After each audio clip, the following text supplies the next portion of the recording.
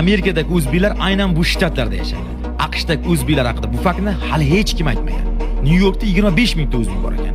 Eng katta diaspora ayniqsa Bruklindagi Shipshitbayda va Brighton Beachda. Shaxsan o'zim shu yerda yashaganman. Kaliforniyada esa 12 mingta o'zbek bor. Los Angeles va San Fransisko atrofida ko'pchiligi. Chunki yerda IT juda ham rivojlangan, kafe biznesi esa vobshe top levelda. Texasga keladigan bo'lsa 7 mingta o'zbek bor.